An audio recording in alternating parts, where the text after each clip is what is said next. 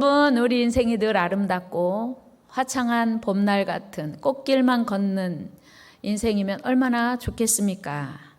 그러나 때로는 비바람이 몰아치고 앞을 분간할 수 없는 눈보라가 휘몰아치는 날도 있습니다. 때로는 우리의 의지와 상관없이, 우리의 노력과 상관없이 실패하기도 하고 역경을 만나기도 합니다. 중요한 것은 그 고난의 순간에 절망하거나 포기하지 않고 하나님의 때를 기다리며 하나님의 선한 뜻을 믿고 인내하는 것입니다. 오늘 본문은 제사장 사가랴와 그의 아내 엘리사벳의 이야기입니다. 성경은 이들이 하나님 앞에 의인이요 주의 모든 계명과 규례대로 흠없이 행하였다고 기록하고 있습니다. 우리 누가복음 1장 6절 읽습니다. 이 두 사람이 하나님 앞에 의인이니 주의 모든 계명과 규례대로 흠이 없이 행하더라. 아멘. 우리가 보통 어떤 어려움을 당하면 죄가 많겠거니 문제가 있겠거니 라고 생각합니다. 그런데 오늘 사가랴와 엘리사벳은 흠이 없다, 의로웠다, 경건했다고 성경은 말씀하고 있습니다. 더군다나 경건한 사가랴 부부는 자녀를 위하여 하나님 앞에 간절히 기도했습니다. 그러나 그들의 기도는 응답되지 않았습니다. 천사의 말에서 확인할 수 있는 것은 오늘 본문 13절을 보면 분명히 그 사가랴의 기도가 하나님께 상달됐다고 말씀합니다. 우리 한번 같이 읽어요.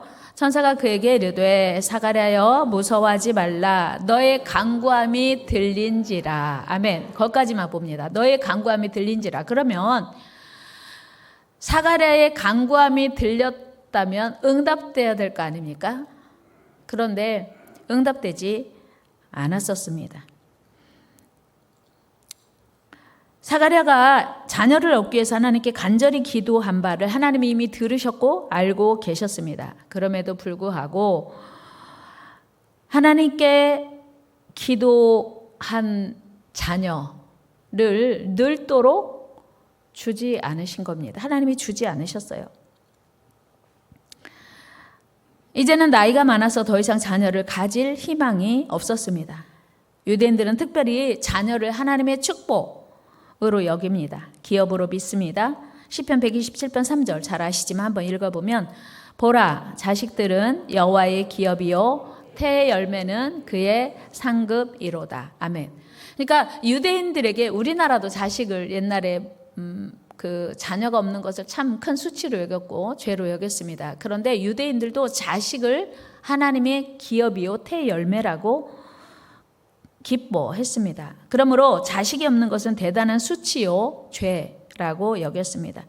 심지어 유대인들은 당시 랍비의 조건을 이렇게 정하고 있습니다. 유대인이면서 아내가 없고 아내가 있는데 자식이 없는 자는 랍비가 될 수 없다. 그러니까 자녀가 없는 게 아주 큰 죄 그리고 흠이었습니다. 그러니 제사장인 사가랴가 얼마나 위축되고 괴로웠겠습니까? 그 고통은 말로 다 할 수 없었을 것입니다. 또 자기 대에서 가문이 끊어진다고 생각하면 얼마나 가슴이 아프고 괴로웠겠습니까?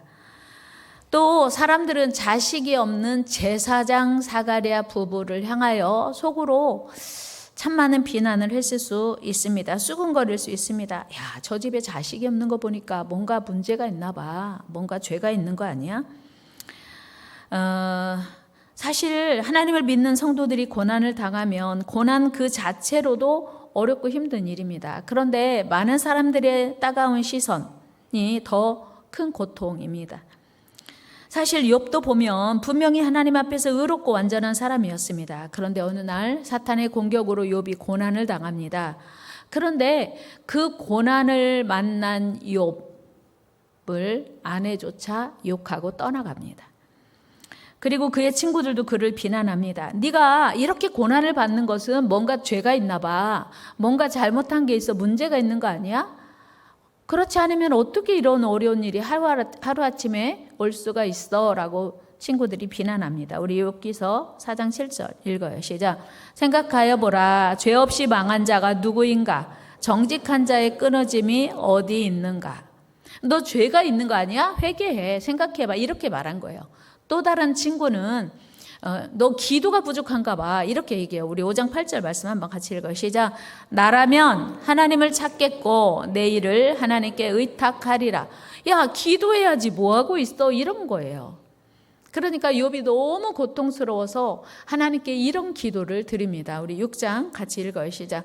욥이 대답하여 이르되 나의 괴로움을 달아보며 나의 파멸을 저울 위에 모두 놓을 수 있다면 바다의 모래보다도 무거울 것이라. 아멘.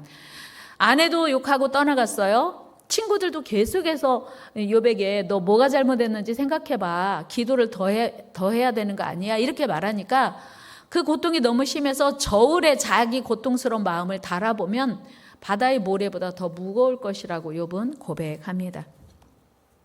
사실 이런 어려움들은 사가랴 부부나 욥만 당하는 것이 아닙니다. 여러분도 아마 일생에 잊을 수 없는 아픔, 고통 한 번쯤은 다 겪으셨을 텐데요.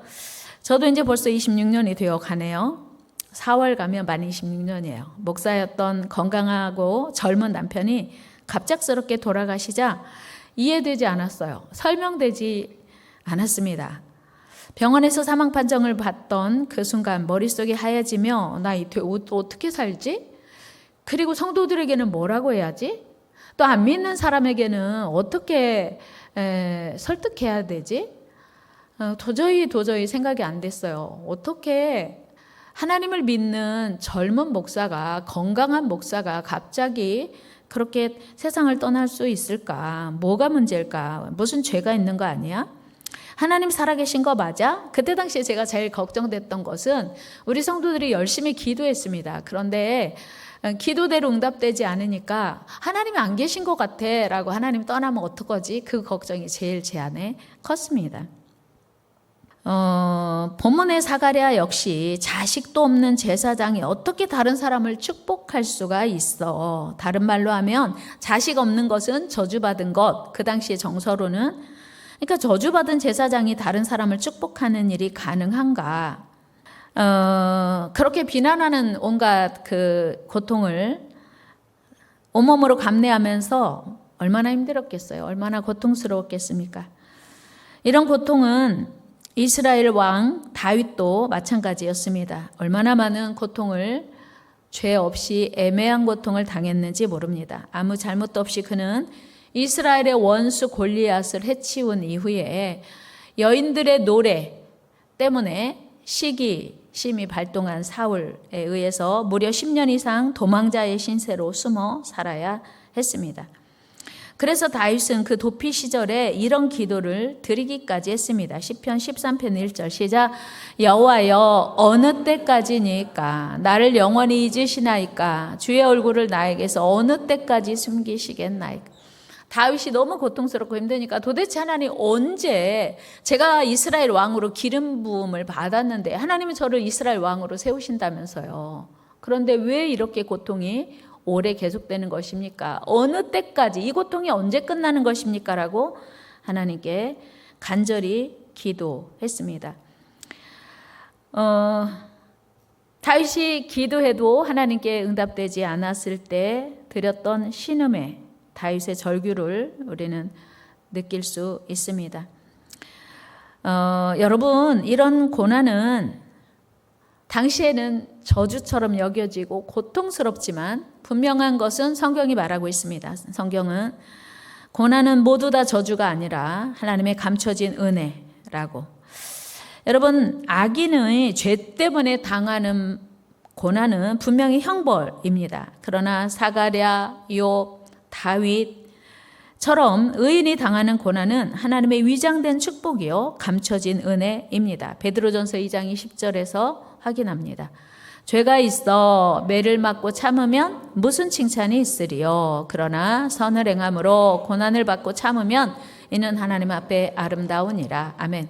죄가 있어서 매를 맞고 형벌을 당하면 당연한 거다. 그러나 애매하게 고난 당하는 것은 반드시 하나님의 은혜가 있다는 것입니다. 그렇습니다. 의인이 당하는 고난은 분명히 하나님께서 앞으로 더욱 큰 은혜를 베풀어 주신다는 증거입니다. 혹시 이 자리에 계신 여러분 중에 이유 없는 고난을 당하고 계신 분 계십니까? 자신의 힘으로는 도저히 해결할 수 없는 엄청난 고난의 터널을 지나고 있습니까? 그렇다면 여러분 놀라지 마십시오. 낙심하지도 마십시오. 오늘 본문 8절 9절에서 사가랴는 그 반열의 차례대로 하나님 앞에서 제사장 직무를 행할세. 같이 읽어볼까요? 마침 사가랴가 그 반열의 차례대로 하나님 앞에서 제사장의 직무를 행할세. 제사장의 전례를 따라 제비를 뽑아 주의 성전에 들어가 분향하고. 아멘. 여러분 이 말씀을 우리가 잘 읽어야 돼요. 이 말씀 속에 감추인 하나님의 비밀이 있습니다. 여러분 당시 제사장들은 24반열로 나누어져 있습니다. 그러니까 24무리로 나누어져 있습니다. 그런데 각 반열은 한 주간씩, 그러니까 1년에 2차례 성전 봉사를 했습니다. 그런데 문제는 각 반열에 제사장이 900명 내지 1000명이 있는 거예요. 그러니까 한 명만 들어가서 제사장의 임무를 감당할 수 있으니 제비를 뽑는 거예요. 이번에 누가 들어가서 제사장의 임무를 감당할까? 이런 이유들로 인해서 제사장들이 성소에 들어가 하나님께 분향하는 일은 평생 한 번 있을까 말까 한 기회였습니다. 당연히 제사장들이 성소에 들어가 하나님께 분향하는 일은 대단히 영광스러운 일이었습니다. 그런데 그 영광이 이번에 드디어 사가랴에게 주어진 것입니다.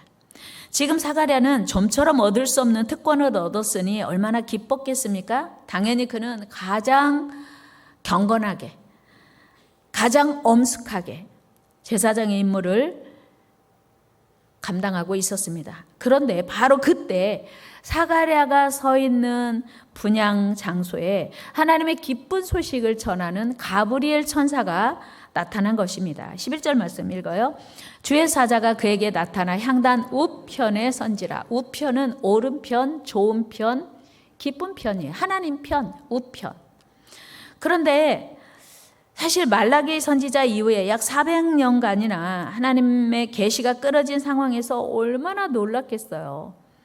그리고 천사는 이렇게 말합니다. 13절입니다. 다 같이 읽어요. 천사가 그에게 이르되 사가랴여 무서워하지 말라. 너의 간구함이 들린지라. 내 아내 엘리사벳이 내게 아들을 낳아주리니 그 이름을 요한이라 하라. 이 말씀은 어디서 많이 들어본 말씀 같지 않습니까?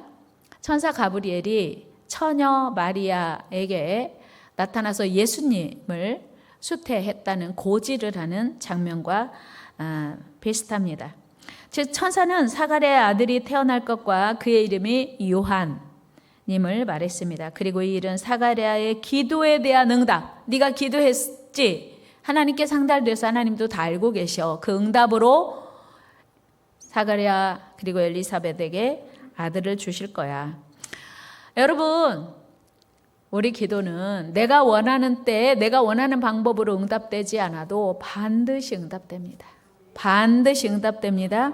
그러므로 우리는 기도 응답이 더딜지라도 계속 기도해야 합니다. 여러분 혹시 기도하다가 왜 내 기도가 응답이 안 되지? 라고 포기하신 분 계십니까? 다시 기도의 자리로 나아가시기 바랍니다. 우리 낙심하지 말고 기도합시다. 포기하지 말고 기도합시다. 천사 가브리엘은 사가랴에게 계속 말씀합니다. 15절 16절입니다. 이는 그가 주 앞에 큰 자가 되며 포도주나 독한 술을 마시지 아니하며 모태로부터 성령의 충만함을 받아 이스라엘 자손을 주 곧 그들의 하나님께로 많이 돌아오게 하겠습니다. 아멘. 이 말씀은 사무엘의 어머니 한나가 받았던 나실인 서약, 삼손의 아버지 마노아가 받았던 나실인 언약. 하나님의 사람을 어떻게 키울 것인가? 포도주를, 독주를 입에 대지 말라는 나실인 서약이었습니다. 얼마나 기다리고 기다렸던 소식입니까? 얼마나 기뻤을까요? 그런데 사가랴가 지금 기뻐합니까? 아니요. 기뻐할 수 없었어요. 하나님 감사해요. 그런데 너무 늦었어요. 왜요? 제가 너무 늙었거든요. 불가능해요. 18절 말씀 같이 읽어요. 시작. 사가랴가 천사에게 이르되 내가 이것을 어떻게 알리오? 내가 늙고 아내도 나이가 많으니이다. 이는 마치 아브라함에게 나타난 천사가 내년 이맘때 아들을 낳으리라는 말에 사라가 말도 안 되는 천사의 말에 속으로 웃었어요. 네가 왜 웃었어? 아니요, 저 안 웃었는데요 했던 장면과 똑같아요. 창세기 18장 12절 사라가 속으로 웃고 이르되 내가 노쇠하였고 내 주인도 늙었으니 내게 무슨 즐거움이 있으리요? 여호와께서 아브라함에게 이르시되 사라가 왜 웃으며 이르기를 내가 늙었거늘 어떻게 아들을 낳으리요 하느냐? 여호와께 능하지 못한 일이 있겠느냐? 기한이 이를 때 내가 네게로 돌아오리니 사라에게 아들이 있으리라. 아멘. 그리고 약속대로 아브라함은 이삭을 100세에 출산했습니다. 여러분, 하나님은 능치 못하심이 없으신 창조주 하나님이십니다. 여러분 믿으십니까? 그런데 안타깝게도 사가랴는 천사의 말을 믿지 못했고 저도 늙었고 제 아내도 너무 늙었어요 라고 하는 순간 사가랴는 벙어리가 되었습니다. 여러분 하나님 말씀을 믿으십시다. 하나님 말씀 못 믿으면 안 믿으면 잘못하면 벙어리 될 수 있어요. 누가복음 1장 20절 말씀 읽습니다. 보라 이 일이 되는 날까지 네가 말 못하는 자가 되어 능히 말을 못하리니 이는 네가 내 말을 믿지 아니함이거니와 때가 이르면 내 말이 이루어지리라 하더라. 아멘. 여러분 그러므로 우리는 믿지 못하는 자가 아니라 믿는 자가 되어야 돼요. 우리 합시다. 우리 믿는 자가 됩시다. 믿는 자가 됩시다. 여러분 하나님의 능력을 믿으십니까? 하나님의 사랑을 믿으십니까? 하나님의 약속을 믿으십니까? 그렇게 되기를 바랍니다. 그렇다면 우리가 생각해 봐야 돼요. 왜 하나님께서는 사가랴의 간절한 기도가 응답돼서 하나님 들으셨고 이미 알고 계신다고 하는데 왜 이렇게 늙을 때까지 하나님은 기다리시고 안 주셨을까요? 왜 하나님은 사가랴가 기도했을 때 젊고 아기를 잘 키울 수 있을 만한 시간에 빨리 주셔야지 왜 그렇게 하나님 인제 주신다고요? 너무 늦었어요 라고 할 때까지 기다리셨을까요?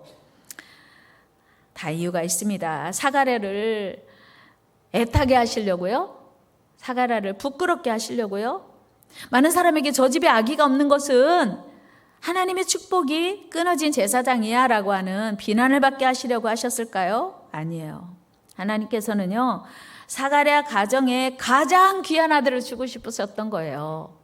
하나님의 계획은 세례 요한을 그 가정에 주고 싶으셨던 겁니다. 그리고 그때는 정확하게 예수님보다 6개월 먼저 와야 되는 것이었어요. 그러니까 사가랴와 엘리사벳이 진즉에 아기를 많이 낳아도 소용없는 거예요. 예수님보다 정확하게 6개월 먼저 와서 예수님의 사역을 앞장서서 선포하는 선구자의 삶을 세례 요한이 살아야 했기 때문에 하나님의 시간, 하나님의 타이밍은 지금인 것이었습니다. 여러분, 하나님의 시간표는 우리의 시간표와 다릅니다. 같이 합시다. 하나님의 시간표는 우리의 시간표와 다르다. 하나님 지금 필요해요. 지금 빨리 주세요. 빨리 이루어 주세요 라고 애가 타도 하나님 다 들으시고 알고 계신데 아직은 아니야 라고 하는 일들이 있습니다. 여러분 흘러가는 시간, 평범한 시간은 크로노스라고 해요. 그런데 하나님이 역사하시는 그때, 하나님이 준비하시는 그때 카이로스예요. 하나님의 계획 속에 준비된 때, 우리 하나님께서는 가장 필요하고 중요한 때를 알고 계십니다. 오늘 본문 20절에서 이렇게 말씀하고 있죠. 하나님의 때에 대한 말씀이에요. 같이 읽어요. 보라, 이 일이 되는 날까지 네가 말 못하는 자가 되어 능히 말을 못하리니 이는 내가 내 말을 믿지 아니하며거니와 때가 이르면 내 말이 이루어지리라 하더라. 때. 우리가 이 지금 여기서 말하는 때는 야, 때 됐다 밥 먹자 이 때가 아니에요. 하나님의 놀라운 역사, 위대한 역사를 이루게 되는 때입니다. 아주 필요하고 중요한 때, 하나님이 준비하신 때. 여러분, 이 세상에서 자녀를 낳아본 여인 중에서, 자녀를 낳아본 부모 중에서 가장 복된 부모가 누가 있을까요? 두말할 필요 없이 예수님의 육신을 낳아주신 마리아와 요셉이 이 세상에서 자녀를 출산한 부모 중에 가장 복된 부모예요. 그렇다면 두 번째로 축복받은 부모가 누구일까요? 바로 오늘 본문의 사가랴와 엘리사벳이에요. 여러분, 온 인류의 구세주 예수 그리스도의 오실 길을 준비한 세례 요한을 출산한 부모, 얼마나 자랑스럽고 영광스럽습니까? 세례 요한은 더구나 예수님의 공생의 사역을 시작하기 전에 세례를 베푸는 영광을 얻은 자, 그뿐입니까? 우리 예수님은 분명히 말씀하셨어요. 마태복음 11장 11절에서 같이 읽습니다. 내가 진실로 너에게 말하노니 여자가 낳은 자 중에 세례 요한보다 큰 이가 일어남이 없도다. 그러나 천국에서는 극히 작은 자라도 그보다 크니라. 아멘. 그러니까 여자가 낳은 자 중에 세례 요한보다 더 큰 이가 없대요. 그러니까 자녀를 출산한 부모 중에 가장 영광스러운 부모는 세례 요한의 어머니 사가랴와 엘리사벳이었다는 거죠. 여러분 이보다 더 큰 축복이 또 어디 있겠습니까? 그렇게 간절히 기도해도 응답이 없는 기도 제목, 여러분 혹시 가지고 계십니까? 아직도 그 기도가 응답되지 않는 이유는 아직 하나님의 때가 안 되었기 때문입니다. 여러분, 우리가 하나님 안에 살아도 고난이 있을 수 있습니다. 사람들에게 비난을 받을 수도 있습니다. 그러나 여러분 두려워하지 마십시오. 우리 하나님께서는 반드시 정한 때가 되면, 하나님의 때가 되면 응답하시고 반드시 더 좋은 길로 인도하실 줄로 믿습니다.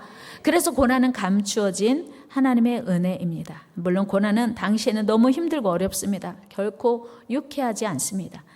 그러나 우리는 하나님의 사랑을 믿고 하나님의 능력을 믿고 끝까지 인내해야 합니다. 말씀을 마무리하면서 재밌는 이야기를 하나 해드리겠습니다. 어느 날 달팽이가 사과나무 밑에서 저 꼭대기를 향해 기어 올라갑니다. 더듬이를 세우고 느린 속도로 조금씩 올라가고 있었습니다. 바로 그때 나무 틈새에서 벌레 한 마리가 나와서 빈정거렸습니다. 야, 이 느림뽀야, 너 쓸데없는 힘을 낭비하는 거야. 저 위에 봐봐, 사과가 하나도 없어. 왜 올라가니? 그때 이 달팽이가 말했습니다. 걱정하지 마. 내가 저 꼭대기에 다다를 때쯤 되면 사과가 열릴 거야. 그렇습니다, 여러분. 최후 숙련은 출발점의 비약이 아니라 결승점에 이르기까지 끈기와 노력입니다. 여러분, 우리 하나님을 믿는 신앙생활과 우리 한국의 정서가 참 닮은 점이 많아요. 여러분, 우리 한국은요, 밥을 할 때 뜸을 들이지 않으면 절대로 밥을 먹을 수 없어요. 동남아시아 가보면요, 밥도 아닌 것 같은 밥을 아주 맛있게 열심히 먹거든요. 그런데 우리나라는 엄마 나 배고픈데 지금 밥 먹을 수 있어요? 안 돼. 지금 뜸 들이고 있어. 하나님도 지금 뜸 들이고 계신 거예요. 우리 기도 들으셨어요. 우리 뭘 원하는지 다 알고 계세요. 하나님 뜸 들으시느라고 조금만 더 기다려라 하시는 거예요. 여러분, 하나님의 응답을 얻기 위해서는 끝까지 인내하시기 바랍니다. 히랍의 에픽테토스라고 하는 철학자가 이런 글을 남겼습니다. 만약 당신이 무화과를 먹고자 한다면 열매가 익을 때까지 기다리는 인내가 있어야 한다. 그렇습니다. 우리는 시간이 걸리는 일은 쉽게 포기할 때가 많습니다. 그러나 우리가 만나는 모든 문제들은 우리의 인내를 요구하는 것들이 대부분입니다. 특히 우리 한국 사람들은 못 견디고 못 기다려서 3분이면 오케이 하는 음식들이, 인스턴트 음식들이 진짜 많이 있습니다. 그러나 신앙생활은 절대로 3분이면 오케이가 아니라는 사실이에요.